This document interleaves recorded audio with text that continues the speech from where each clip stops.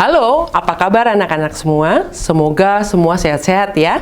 Hari ini kita akan belajar materi ilmu pengetahuan alam tentang ciri-ciri khusus makhluk hidup, terutama tumbuhan darat.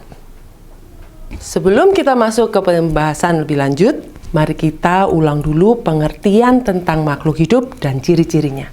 Mari kita sama-sama mengingatnya ya. Pertama-tama kita akan membedakan makhluk hidup dan benda mati. Apakah tumbuhan termasuk makhluk hidup? Bagaimana cara kita membedakannya?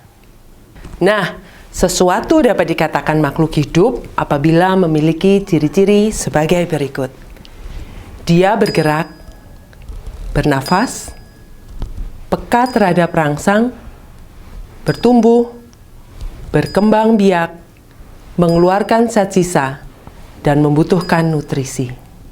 Untuk memudahkan kalian mengingat 7 ciri-ciri makhluk hidup, dalam bahasa Inggris ada istilah yang lebih mudah untuk diingat, yaitu Mrs. Grant. M for movement, R for respiration, S for sensitivity, G for growth, R for reproduction, E for excretion, and the last one is N for nutrition. Setiap makhluk hidup harus memiliki ke-7 ciri-ciri tersebut. Apabila Anda satu saja yang tidak termasuk, maka ia tidak tergolongkan sebagai makhluk hidup. Jadi, bisa disimpulkan bahwa yang termasuk makhluk hidup adalah tumbuhan, hewan, dan manusia. Sedangkan yang termasuk benda mati diantaranya adalah batu, air, dan tanah. Selanjutnya, semua makhluk hidup memiliki ciri-ciri khusus yang hanya dimiliki oleh makhluk hidup tersebut. Ciri-ciri khusus ini menyesuaikan dengan tempat di mana makhluk hidup tersebut tinggal. Kali ini kita akan fokus dengan tumbuh-tumbuhan. Coba kamu perhatikan tempat tinggalmu. Apakah terdapat berbagai macam tumbuhan?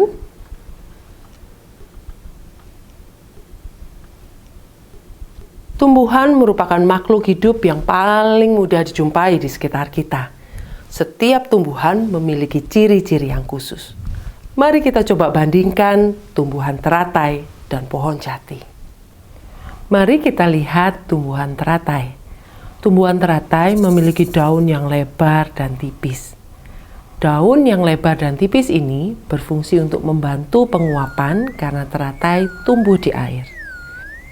Selain memiliki ciri khusus daun yang lebar, ternyata teratai mempunyai batang yang berongga. Batang yang berongga ini membantu teratai untuk dapat mengapung di air. Bagaimana dengan pohon jati? Pohon jati memiliki ciri-ciri yang berbeda dengan teratai. Pohon jati memiliki daun yang lebar juga, tetapi berbeda dengan teratai. Coba perhatikan. Pohon jati menggugurkan daunnya pada musim kemarau untuk mengurangi penguapan. Tujuannya adalah supaya pohon jati dapat menyimpan cadangan air walaupun pada saat itu lingkungannya sedang kering.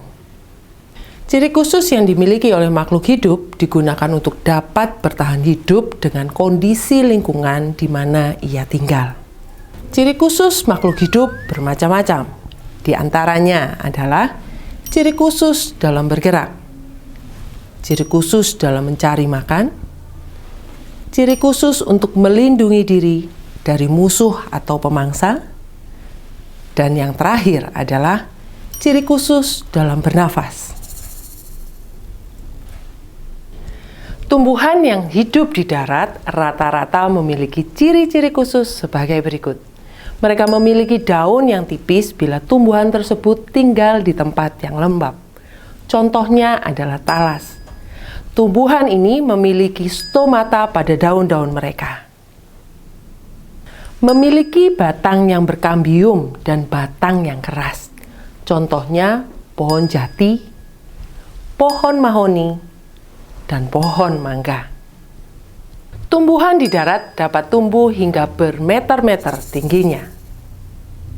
Tumbuhan di darat menggugurkan daunnya pada musim kemarau. Pada kesempatan kali ini kita belajar lebih detail tentang ciri-ciri khusus pada tumbuhan darat. Mari kita bandingkan beberapa ciri-ciri khusus pada 3 tumbuhan darat berikut. Tumbuhan yang pertama adalah mawar. Mawar banyak kita jumpai di sekitar kita. Pernahkah kamu melihat ciri-ciri khusus apa yang dimiliki oleh bunga mawar? Ya, benar. Mawar memiliki duri di tangkainya. Sekarang, apakah kamu tahu apa fungsi duri pada tangkainya tersebut? Mawar memiliki duri di tangkainya untuk melindungi dirinya dari pemangsa. Selain daripada itu, bunga mawar memiliki mahkota yang berwarna-warni. Ada yang berwarna merah, merah muda, kuning, putih, bahkan hitam. Menarik bukan? Apakah kamu tahu apa fungsi dari warna mahkota bunga yang menarik ini? Warna mahkota bunga yang berwarna-warni ini memiliki fungsi untuk menarik serangga untuk membantu proses penyerbukan. Jadi, duri pada tangkai dan warna mahkota yang menarik merupakan ciri-ciri khusus yang dimiliki oleh mawar. Tumbuhan yang kedua adalah cemara. Cemara memiliki bentuk daun yang ramping dan runcing seperti jarum atau paku. Kira-kira apa ya fungsinya? Daun berbentuk ramping dan runcing seperti ini berfungsi untuk mengurangi penguapan. Tumbuhan yang ketiga adalah Rafflesia arnoldi yang dikenal dengan nama bunga bangkai. Seperti namanya, bunga bangkai ini mengeluarkan bau yang busuk. Tahukah kalian apa fungsi dari bau busuk ini? Ini menarik. Bau busuk yang dikeluarkan oleh bunga bangkai inilah yang mengundang serangga untuk datang dan membantu proses penyerbukan. Tumbuhan darat yang akan kita amati lebih dalam adalah tumbuhan putri malu. Pernahkah kalian melihat tumbuhan putri malu? Ini dia yang namanya tumbuhan putri malu. Coba sekarang kalian perhatikan. Ciri-ciri khusus apa yang dimiliki oleh tumbuhan putri malu ini? Seperti namanya, tumbuhan putri malu ini akan menutup daunnya saat disentuh. Seperti kalian saat malu dan menutup muka ya. Nah, sekarang kita akan amati apa yang terjadi pada tumbuhan putri malu saat dia mendapat 3 rangsangan yang berbeda. Yang pertama, mari kita amati apa yang terjadi pada tumbuhan putri malu ini saat mendapatkan sentuhan yang lembut. Mari kita lihat.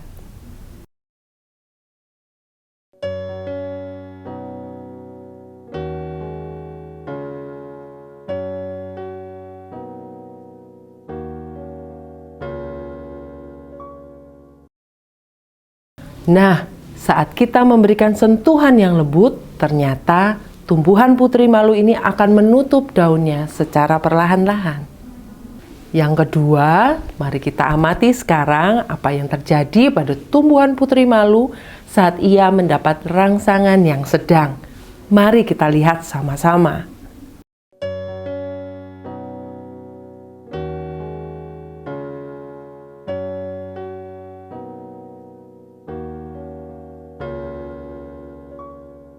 Wah, ternyata saat tumbuhan putri malu ini mendapat rangsangan sentuhan yang sedang, ternyata bukan hanya daunnya saja yang menutup, tetapi tangkai daunnya pun ikut menunduk. Yang terakhir, mari kita lihat apa yang terjadi pada tumbuhan putri malu saat kita memberikan sentuhan yang berbeda. Kali ini kita akan memberikan sentuhan yang kasar. Mari kita lihat apa yang terjadi pada tumbuhan putri malu ini.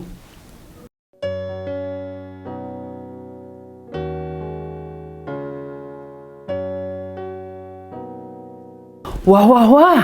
Ternyata saat kita memberikan sentuhan yang kasar, yang terjadi adalah bukan hanya daun dan tangkai daunnya yang menutup, tetapi batangnya pun ikut menunduk.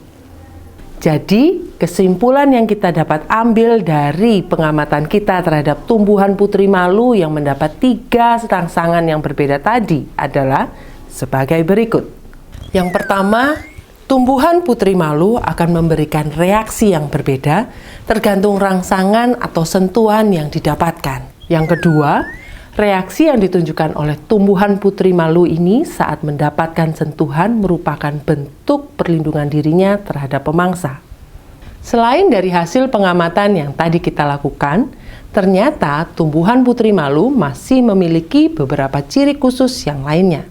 Coba kita perhatikan apa yang terjadi dengan tumbuhan putri malu ini saat ia tidak mendapatkan cahaya.